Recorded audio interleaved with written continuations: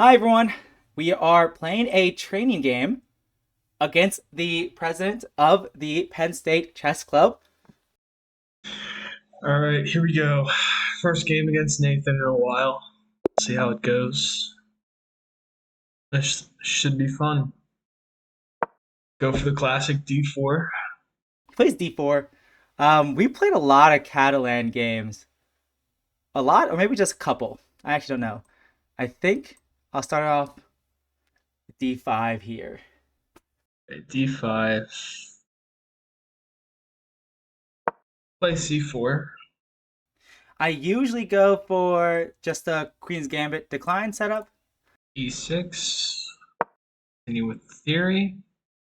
I'm just thinking about like how and if I want to change it up. He goes knight c3. Okay, never mind. He's not playing a Catalan. He is not playing one. All right, I'll just go knight of six then.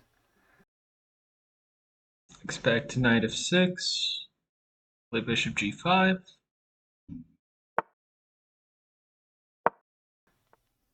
Okay, he goes for this. Usually, when they move their dark squared bishop out, I take on c4, and so I think I'm going to continue with that. Probably bishop E7, and then E3 is the main line. Okay, alright, here we go. First thing that's unexpected. D takes C4. Actually, at the Penn State Open, I think one of the Penn State players, Gabriel Cruz, played this opening against me, and he played e4 in this position. I wonder if Will is actually going to do that as well. So we've transposed, I think, into a position from the Queen's Gambit accepted. So I'm considering both e3 and e4.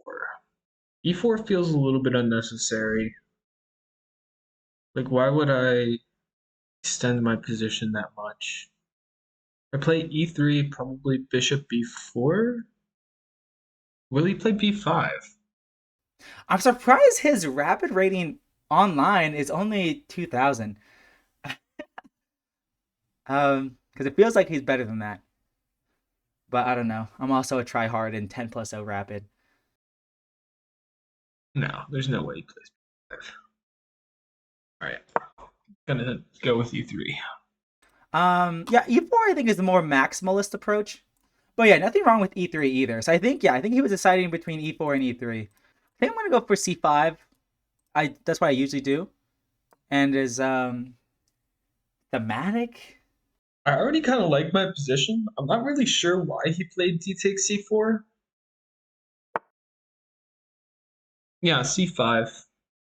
Yeah, he's done this to me a couple times, but I'm really not sure I get why he did it this time. I can take on c4, take on c5. Taking on c5 helps him develop. That's probably not a good move. Taking on c4, he'll probably play c takes d4 and e takes d4. Leaves me with a isolated queen pawn. Not super happy about that. I can play knight f3 and c takes d4, knight takes d4. Seems a little bit better. Just no b5 in that position. Maybe he would play knight c6.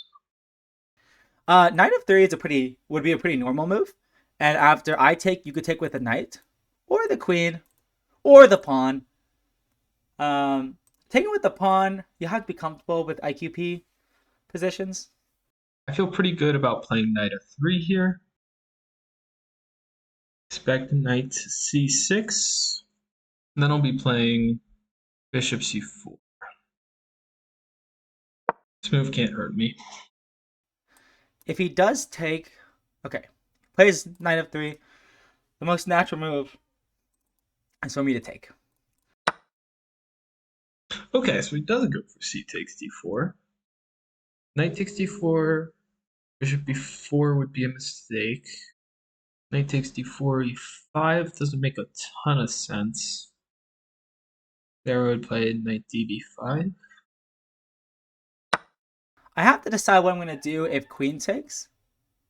I think I might just take, and if he takes with the knight, okay, he does this. I know e5 is a move. I don't think knight c6 would be very good here because he could just take and double these pawns. And it's probably not that bad, but probably not that good either. I know e5 is a move, and I know it's okay. So I'm really tempted to play it. Um, but alternative moves could be maybe a6 or bishop b5. They all look reasonable. But I think I'm going to go for the main move, e5.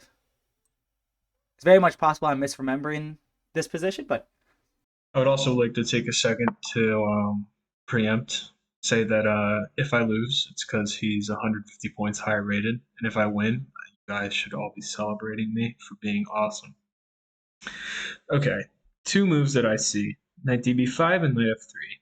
Both create threats. Knight db5. Probably he'll play knight a6. I can play knight takes c4. If I play knight f3 and knight c6, I don't like that position as much. He can also play bishop g4 to pin, so I feel good about knight db5. I just realized this game is rated. Oh man, I could lose 11 points if I lose this game. This is not good. I don't think this can be bad. Okay, knight. This is the main move, and it gets really interesting. I can play a6 here, allowing him to take, and if he castles, I think I can play bishop d7. Knight d7 might be okay too. Queen a4 is a move for him too. I think I'm gonna go for it. I've never had this exact position in an actual game before, but I've seen this before. I think I'm gonna go for it. I'm gonna play a6. I'll pre-move rook takes d1 in case he decides to trade. I don't think he will though. Leaves his knight a little bit more loose. I still feel pretty good about my position. And he plays a6. Interesting. So here actually I'm tempted to sacrifice. What if I play queen takes d8, king takes d8, maybe lone castle, maybe just rook d1? One thing he could do, he could take and then castle, and if I do block with the bishop, he could go knight d6. We'll play probably, I would guess bishop d7. And there I can play knight d6. I think I have reason to feel good about that. Which looks a little bit scary. Both of these pawns are hanging. I probably have to give up my bishop, and after rook takes, maybe I just play king e7. What other options do I have? Bishop c4 crossed my mind for a second, with the idea that if he plays a takes b5, I have bishop takes f7, but I don't think it quite works. I think queen takes d8 is enough. Knight a3, b5, he's defending his pawn. Seems okay for him. So I think I like queen takes d8. I do have a subtle feeling, though, that I'm getting outplayed. I only have one legal move. We'll see. Here I actually have another resource that I didn't see at first. I think I can play knight d5 with the idea that if he plays a takes b5, I have knight takes f6. And if he captures back, I fork his rook. I'm also threatening knight b6 in that position. If he were to play something like, say, bishop e7, I can play knight takes e7. He could try to pin or take advantage of this pin. Knight d5 is kind of an interesting move, because if I take, he could take. Maybe if he takes my knight, so maybe if knight d5, a takes b5, knight takes f6. Maybe I could even do knight bishop e7, but then knight e4, defending the bishop, and if we trade, he's attacking this pawn. I'm not too sure about it. Rook d1, bishop d7. I mean, knight d5 is still an idea. So I guess the question is, do I want to long castle or play rook d1? And I think the answer is that I want to play rook d1. Oh, he doesn't castle. He doesn't castle. Rook d1. I actually was not expecting not castling. Okay. I could go king e7. King e7 is kind of an interesting move. It does allow knight d6 though, attacking my bishop, and if I move my bishop, he could take that pawn. I suppose king e7 is possible, but it doesn't look very good. Knight bishop d7 is definitely the more natural move. Once again, he could go knight d5. Bishop d7, knight d5. This knight is hanging. I could take after knight takes. I think probably bishop e7 is the best move, because if we do trade, I'm still up a pawn.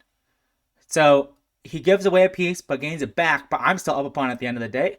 So I think bishop d7. I don't think I should be afraid of knight d5. Knight e4 doesn't really change anything either. So I think I'm just gonna play it. I can play knight d5, and he's just getting destroyed. With knight d7, knight d6 feels like I'm giving away a good piece, and he's gonna play b5. I can play knight d5, bishop d7, knight d5, bishop takes b5, knight f6. Okay, so he does go for it. There really are quite a few advantages to just trying to go for his throat with knight d5. Bishop b4 is kind of annoying though. Knight takes b4, he plays a takes b4. I think it makes the most sense to play knight d6, bishop d6, rook d6, and to continue from there. And of course, I'll pre-move the capture. Okay. I know I want to take. I just don't know king c7 or king e7. I don't think there are any alternatives to taking. Like, am I really gonna go king e7 here or king c7? That just doesn't look very good. Like, for example, king c7, knight takes, rook moves, and knight takes this pawn, and I'm gonna lose like 3 pawns in a row. So I think I'm just gonna have to take here. But we'll see. If I can get bishop c4 in, I think my position is dominant. I'm getting good vibes. I wonder what he's thinking over there. So that's not that bad. So king e7, rook back, then b5. I don't know the difference. So b5, knight check here. Knight check here. Oh, my king's actually in a really awkward spot. If I go back, I'm undefending this knight. And if I go forward, he actually has knight c7 check. Whoa, okay. Yeah, so king e7, rook d1, b5, knight d5 check. I cannot go forward because of knight c7 check. If I go in front of, if I go in the line of the fire on the d file, well, now knight takes f6 check, and I'm discovered check, and I'm losing. And if I have to go, so definitely king e7 will actually be really bad, I think. That's my conclusion. So I think I'm going to go king c7, and I think this should be a good move. I think my biggest question in this game so far, I have two. One of them is whether d takes c4 is a good. I get a suspicion that it's playable, but not great, like a second or third rate sideline. My second question is whether long castles is better than rook d1. I think that's a harder question, but I'm pretty happy with my choice of rook d1 right now. I think the big thing to note is that this game is going to continue with him having an unsafe king, and my king will be a lot safer. Wow. So it's worth noting he's no longer pinned. He wants to play b5 in the next move. He has a lot of weaknesses. Don't exploit them right away. The pawn. What if I play rook takes f6, g takes f6, and bishop f6? I think I can expect rook e8. Most logical move. Bishop takes c4. There's no bishop e6. Maybe he'll play knight c6 there. I'll short castle. Looks pretty good. It's also worth noting that I have the bishop pair, and the board is starting to open up. I'm gonna play it because I don't think it can be that bad. Every square A. So he has to evacuate this side of the board. His rook has to evacuate, and b5 is going to come. And I'm just up a pawn. Whoa. I bet you Nathan here did not see that move. Whoa. I was not expecting that. And after he takes, I'm gonna go rook e8 and defend this pawn. I think that's my plan. He does win this pawn though, the c4 pawn. So takes, bishop takes, rook e8, bishop takes c4. If I do play b5, he can take the second pawn. But then I have this move, rook f8, and both of his bishops are undefended, except he can get out of it with a check, which is super annoying. And then if my king moves, no, this isn't good. My king moves anywhere. He just moves his other bishop out of the way, and I think I just have to accept this pawn is hanging, so I probably... Oh man, this is annoying, actually. Wait, his bishops are actually super... His bishops are better than I thought they were. I really don't know what else he could be considering. Okay, maybe I go rook g8, but then he takes this pawn with check, which I don't like the look of. I don't even know where I put my king. King c8, maybe? At the very least, he can't take this pawn without losing the g2 pawn, which feels like a good thing. Definitely feels nice that he can't do that. So I'm kind of leaning towards rook g8 instead of rook e8. Yeah, I think I know. That even though the file is closed, he will be on the same file. Yeah, so rook g8 and g3, I can go bishop c6. Attacking the rook. So I'm still up in exchange, but he's going to have at least one pawn for it. Okay, I have to calculate. Wait, because rook g8, g3. No. Rook g8 takes king c8. If you go g3, now I'm going to go bishop c6. Rook g8, b5. So I think I get b5 in successfully if he takes this pawn and tries to defend his g pawn. But let's say after king c8, he takes the pawn immediately. Rook takes. I'm up 1 point of material. He has a pawn for the exchange. No, he gets both pawns for the exchange. I guess if this goes on YouTube. Hello, YouTube. I'm Will. I don't know if Nathan mentioned that. Oh, wait. Can he go bishop g3? Wait, this is bad. Wait, because rook e8. Yeah, rook g8. Takes with check. King c8. Bishop takes c4. If I go rook takes g2, he can actually trap in my rook. Okay, so I can't take the pawn. But after rook g8, maybe I can just go knight c6, attacking his bishop. I think he is very nervous. I don't see what would make him want to spend so much time here. So maybe after rook e8 and bishop takes, I can go knight c6. And so if this bishop takes, now I can go rook f8. I like it. Knight c6 is the move, I think, after rook e8. I think I'm going to play it. Okay, so rook e8's been played. Now it's time for me to go for a little bit of a think. c4 is a free pawn, and if I allow him to play b5, I don't like my position nearly as much. Bishop c4, again, it feels like a gimme. Bishop e6, I think I can just take on e5. His pawns are weak. Gotta go after him. Let's do it. I expect knight c6. But here, I can bring in my knight to guard it, so I don't think I'm going to calculate too much here. I used a lot of time, and I need to save it for the endgame. I can continue my attack with knight d5. If king d6 there, well then I can play knight b6. Knight d5, king c8 is a clear blunder, king b8 is a clear blunder, so he will play king d6. There I can simply castle, so he might play b5. Maybe I should play knight b6 first, then king b8, then I castle. I like knight d5. I honestly did not think about that move that much. King d6 would be fatal, I think, because of knight b6. Well, knight b6, my dark squares are so weak. Oh, this is scary, actually. If I go king b8, he has knight b6. Okay, you know what? I've just now determined he is not worse. And this position is actually kind of good for him. Oh, this is not good. Because king b8, knight b6, rook a7. Maybe I should give the exchange back. I'm already considering this. By the way, I will be honored to do the mandatory beg for subscribers. Please subscribe to Keystone Chess. It would mean the world to me. I'll name all of my children after you.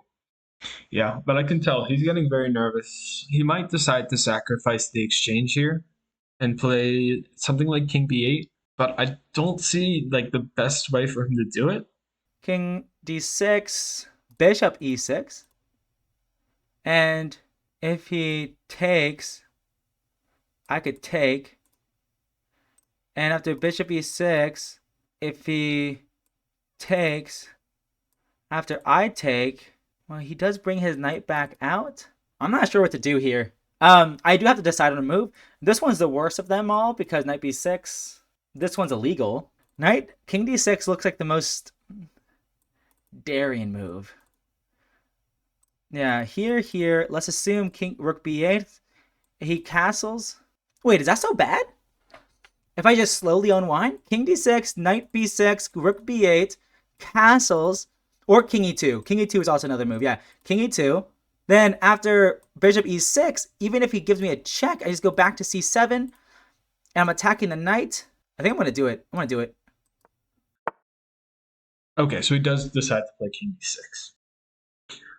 So knight b6, of course, is my initial thought. His rook is feeling a little bit short on squares. Knight b6, king c5, we established doesn't work because I can play knight takes a8, king takes c4, and king takes b6 if he decides to capture back with his rook. Save my bishop. Knight a5, maybe I play bishop d3. That can't be bad either. Disregarded this move as like a option. Okay, I think I'm going to go with trying to defend everything. Rook b8, f5. Is that a move? Is f5 a move? f5, bishop e6, f4. I mean f4, bishop e6. I think this is fine. Let's do it. Oh, I'm so scared. Okay, let's do it. I think I've done pretty well in this game so far. Okay, and he does choose to play rook b8. Now, what does he want? King c5 is a mistake. I think I should just castle here. If I castle, obviously no checks. Knight a5, I have rook d1. How does he defend rook d1? Did he play king c7? Knight d5 again? I feel good. Okay, he does castle. King e2 is a bit more natural to me, but this is okay too. He's threatening a rook d1 check, winning the bishop. So I think I just gotta play it. No more thinking. He's forced pretty much to go back. Okay. Rook d1.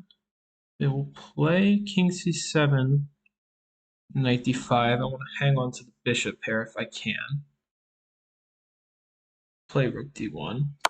Rook d1. I could go here. That would be wild. Bishop takes. Wait, why is it actually good? Here, I'm just gonna go here. Wait, king c5 unironically looks so interesting. Wait, king c5. I want to go king c7 originally. Bishop takes. But then he moves his bishop back. He's not going to take this f7 pawn still. And now he has the bishop pair. I think I should go here. Yeah, because if he takes here, I can't take back with the rook because of the fork. King c7's got to be the move. Then I can go rook here. Everything is guarded. I'm doing it. Not Nathan. He is tricky. Alright, I don't see any other move.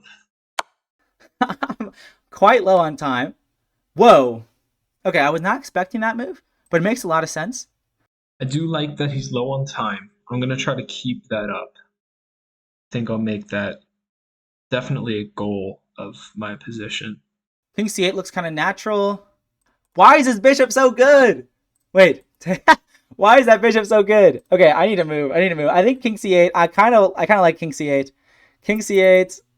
I don't see him playing anything other than bishop takes d5. And I continue to kind of box out his rooks with my bishops. It does kind of lead me to knight d8 though.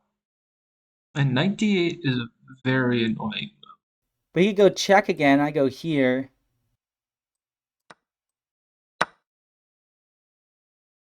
Okay. Let's play bishop takes d5. And if knight d8, I mean, he isn't actually threatening anything. Oh man, I'm not happy about this at all, dude. This is like a nightmare scenario with the up in exchange.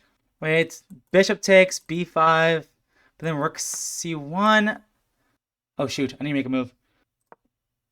I think he doesn't have time to find rook d8. I can play rook c1 to apply some pressure. e4 also feels like a good move. I'm not really afraid of knight d4, knight b4, because I can play bishop f7 in those circumstances. And I'll continue with bishop takes e5. I'll play bishop g5. My idea is to go back to e3 with check. Okay. He gives me another pawn. Do I want to take it? I think that the answer is yes. Oh shoot, he was preparing that. Okay, he prepared that. That makes sense. Moving the bishop back, that makes a lot of sense. He has all the material he needs. Okay. Couple options here. Probably the most logical is just to go back. Good old d5. Okay, he plays knight d4. Gives me the pretty obvious bishop e3. Okay, he wants to attack me on the back rank. If he takes, I'm throwing backwing checkmate. Somewhat of an annoying threat, actually. I think I'm just gonna play b3. Heck yeah. Rook development. Me and my homies love rooks. Bro, I'm stressed. Dude, I'm sweating, bro. The pawn here preventing the bishop from going to b3 is actually super relevant. Oh shoot, he played that move. Ah! I almost just flagged. Okay. So now I feel safe taking this and playing rook takes. If a takes, I have bishop b3.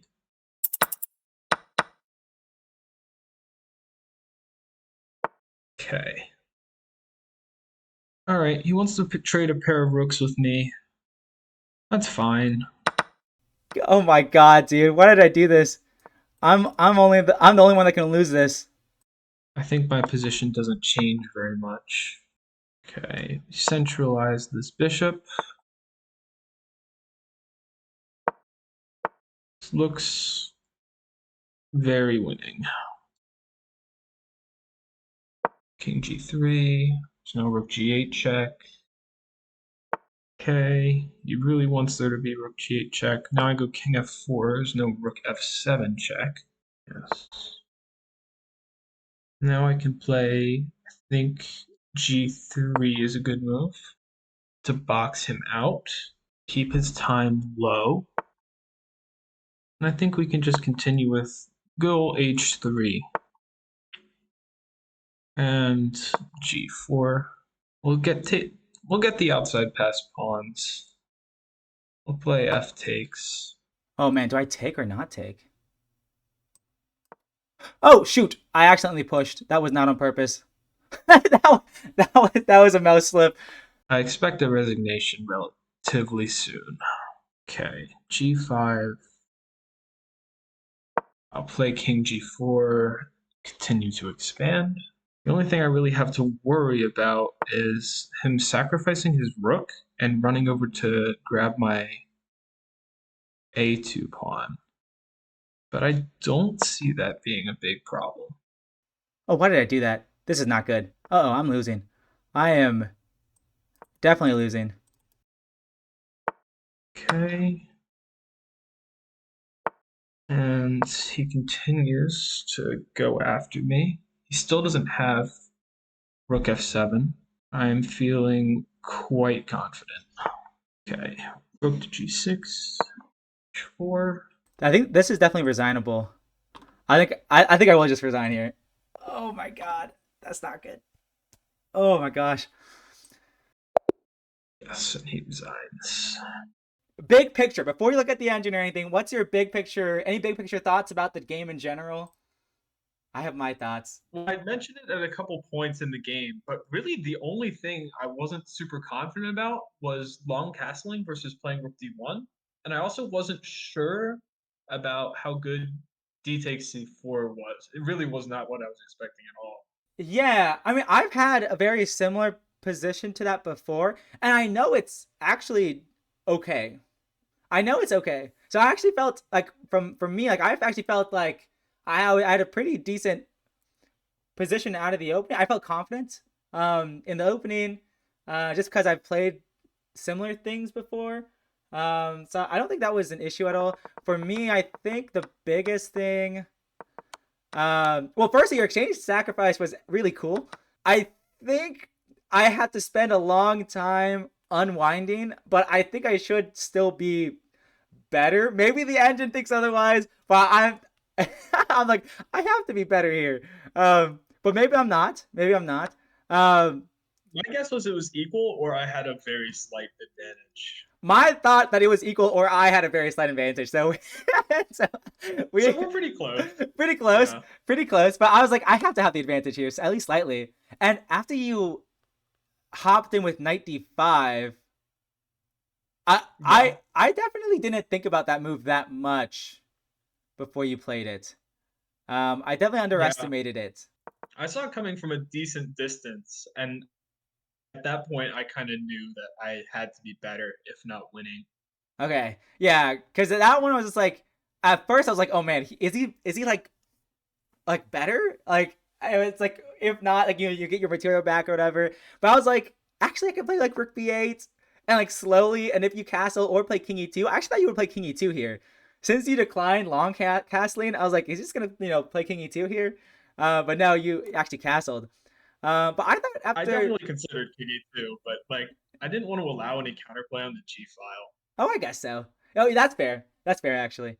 Um, after Bishop E6, I thought like yeah, like you definitely have compensation, but I'm slowly unwinding here, and I thought everything was okay. But then you play Knight D5 again. I was like, oh my god, Yeah.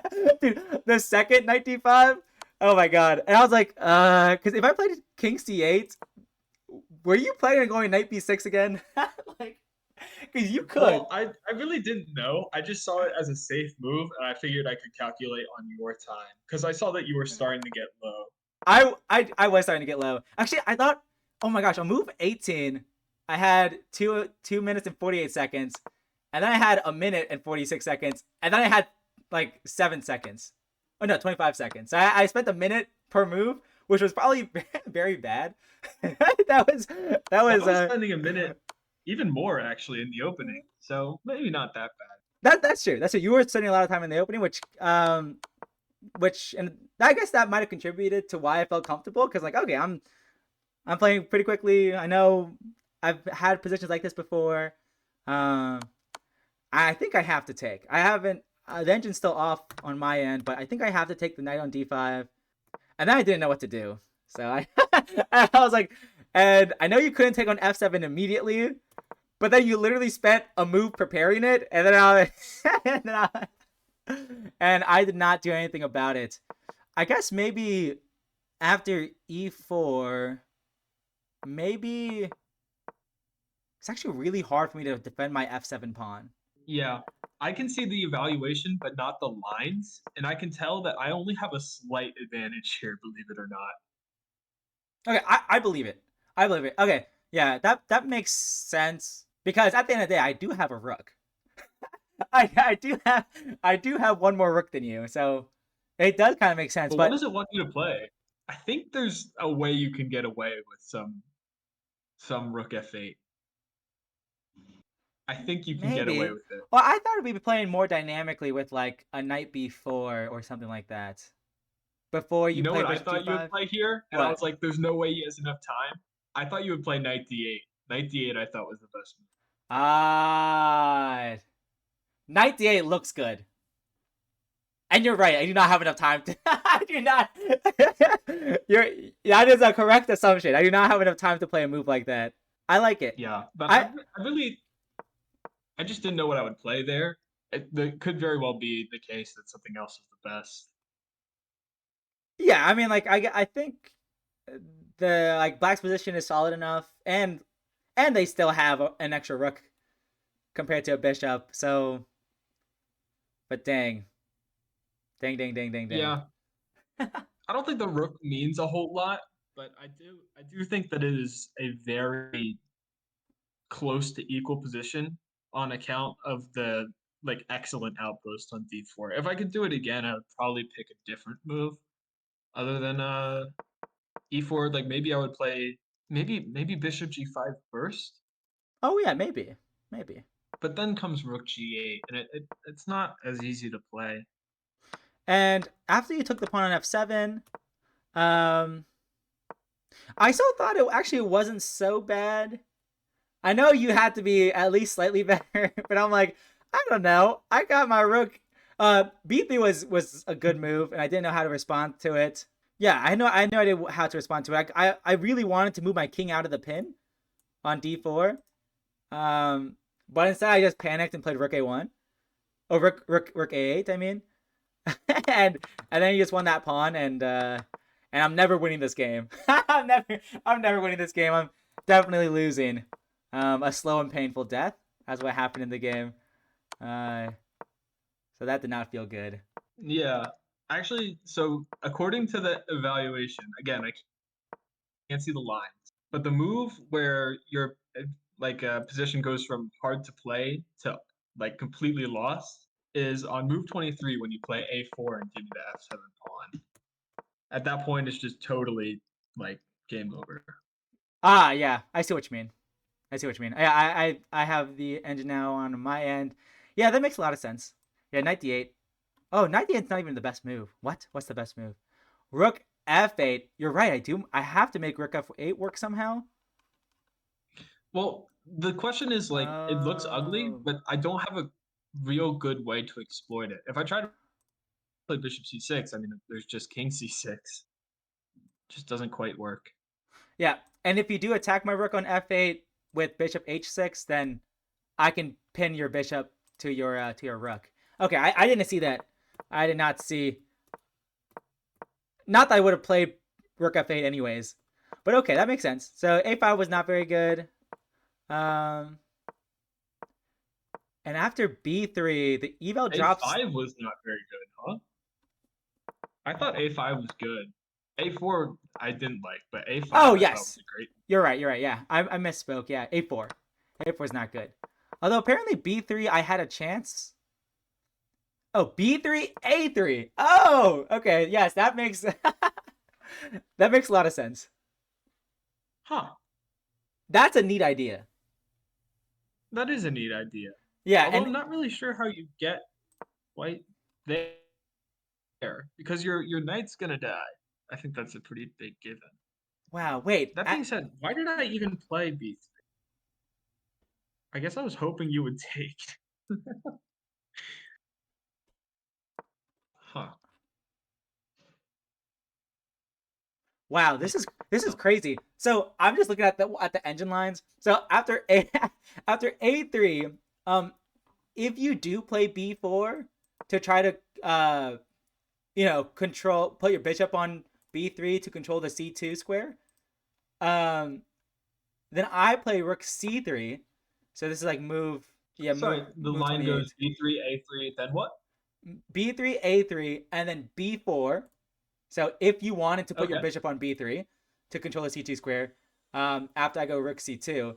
So after B4, move 28, B4, I play rook C3.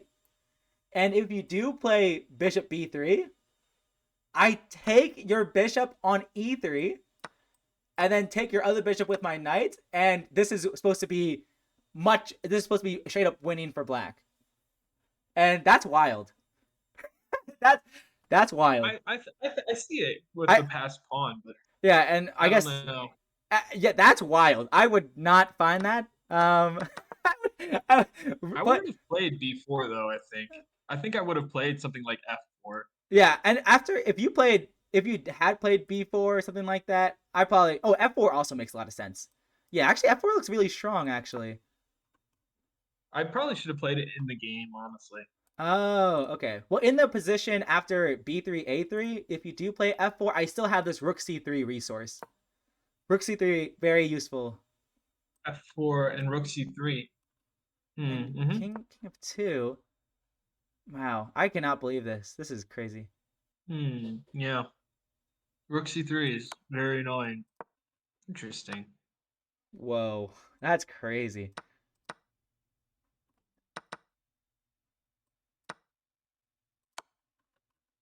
Okay. Wow. Okay. Okay. Yeah. There was a lot of I didn't consider a3. I mean, I didn't have much time, but I also didn't consider it. I didn't think about b3 weakening the c3 square. I did not make that connection. I think if once you understand that b3 weakens c3 and that you can take the bishop on e3 is yeah, no, that concept was too deep for me. No way was I gonna find that. Um, Yeah. but other than that, yeah, I had no chance. Other than that one chance that passed me by, no, I did not have any chance. And you put all the natural moves. I don't think. Yeah. Oh, Other than h4. the exchange sack, I think I pretty much played whatever came to me. Like Yes. Yeah. Also, fun fact: h4 was a mouse slip. That was not on purpose.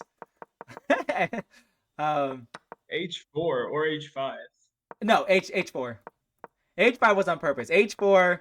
It doesn't matter though. I'm losing. Oh, I'm losing. It doesn't matter. yeah. Um, I mean, by that point, it's hopeless. yes, very, very much so. Um, cool. Okay, good first game. Uh, Uno Mas, one more. Yeah. If you don't mind, though, I want to look a little bit more at the opening. Oh, okay. I have the Okay, you're wrong about the exchange sacrifice. It's a brilliant move. I was wrong about the What? exchange sacrifice. Yeah, It is? yeah. According to the engine, I'm looking through the game review right now. So Well, knight no. of Already, like on move 4, I'm out of theory. So I just want to go through even that. okay, yeah. Move four. Like, is E3 better than E4? Are they both So moves? if I you didn't know during the Gabriel from Penn State, he played e4 in this position. Okay, yeah, I didn't love E4. I didn't see what advantage it gave me Uh, over playing I I no, there is no. uh I believe it's just a stylistic like after Bishop choice. E7. Yeah, it's just a stylistic choice. E3 is totally good. Yeah, Okay. E3 and E4, they're both totally fine. Apparently E3 is the top engine move though, so you did. So it Well, is. engines don't understand openings. That doesn't mean too much. Yeah, that is true. That is true. I play C5, and I've seen this position before. I might have had this exact position before, and knight f3. C5 is definitely your style. And yeah, e5. I was already familiar with that. Um, yeah, knight b5 So is the wait, most challenging move. after knight F3, I thought that C takes D4 was a slight inaccuracy. Am I completely hallucinating? Oh, okay. Oh, I was looking at the second, like after knight takes d4 and e5, and then you playing knight f3. Okay, I was at the wrong moment. Okay, um, knight f3. You thought c takes d4 was bad. Very the slightest of inaccuracy. It's actually like I don't want to say in book, but I know, but it's actually the best move for what it's worth. Okay, Like so it's I am. yeah, it's like it's actually totally fine to release the tension here. Although you're right, in a lot of like Queen's Gambit decline positions, like they usually leave the tension there. So yeah, I guess I actually understand what you're saying. Like it is actually a little bit unintuitive, but Yeah, I knew it was good here. I knew it was good. I knew e5 was good too. yeah. E5 makes a lot of sense. And then, I mean, obviously, I have the choice between knight DB5 and knight F3. I feel Th- like I chose correctly, but I don't think the engine quite agrees. it's about the same. A6 was the What is the best move. objective evaluation? After knight db5, -0.01. So yeah, it's equal. Okay. It's equal. It is a weak engine too. It's a weak engine. So after Huh. move 8, a6, you took queen a4 is the most challenging way to play and is the best move. So after a6. Queen A4. Never even crossed my mind. Yeah, and But I've seen ideas like that. yeah, and then I would play bishop d7, and you would castle queenside, and this is just the ensuing position, and this is a very dynamic, interesting Bishop position. d7, right? Yeah, bishop d7, and then move 10, castle queenside, and this is like this has been explored before. This has been played before. Okay, that makes sense. It's actually really interesting, really interesting and I don't dynamic. really like that though compared to Queen D. I think I played in a style I like more. That's fair. That's fair. Okay, so then I'll move 10. Is Rook D1 better than Long Castle? Long castling is better, but only by zero point 0.3. So it's okay. Okay. It's yeah, it's not like horrible. So I only made very slight new decisions. That makes me feel better. No way, I can't believe it. Okay, so knight d7 was better than than bishop d7. I had these like slight vibes, but I could not tell you why in a million years. I don't understand. I don't understand why You know knight what else? d7. What I considered after knight d7 playing knight d5. What do you think? Knight d7, knight d5. Wait, I actually thought about this too. Wait, I remember when I was calculating, I was like, okay, if I go knight d7, he has the option of knight d5, and I was like, after I take, he takes. I think I can go. I was actually thinking about going bishop e7. You know why I rejected this though? Why did you Because you can reject play it? bishop d4. Ah, yes. Your calculation is right. The engine says bishop e4 check is the best move. Yeah.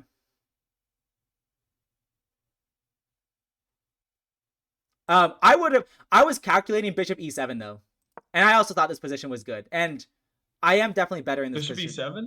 Yeah, Yeah, that makes sense yeah. too, but like, I mean, I'm just up a pawn still. I mean, I'm up a pawn still, and it's -3 for black, which is crazy to me. wow. That engine eval is crazy. Engines have no fear at Yeah, all. I have no fear.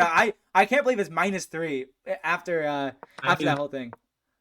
Um, but yeah, but actually, that's pretty crazy. so after you That go rook check, the oh, this is super educational for me too, because like after you go rook d1 check, knight d7 is the best move, because if you do what you did in the game, which is to go knight d6, now you don't have that rook sacrifice anymore, because my knights defend each other, and yeah. that's the idea. And so I did not look that deeply.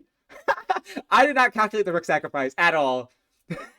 So I guess shame on me for my bad Well, defensive yeah, skills. I kind of saw it in the position that it was And it was the best move. available. Yeah, it was. It So, was so the wait, best. what is your I'm sorry. What's that? resource by playing knight d6 and the knight d7 line? So if you play knight d7, what is the difference after I play knight d6? After I take the knight on d6 and you take back with the rook. Rook d6. It Now, is king c7. yeah, king c7, and now you can't sacrifice like you did. You're cutting out again. No. I, for people listening or people watching the video, I sound totally fine. just to you, I'm counting. Wow. Wow. All right, I gotta record my side then. Oh, All dude. right, I'm Okay. satisfied with that. That's good. All right, let's get you a game with white.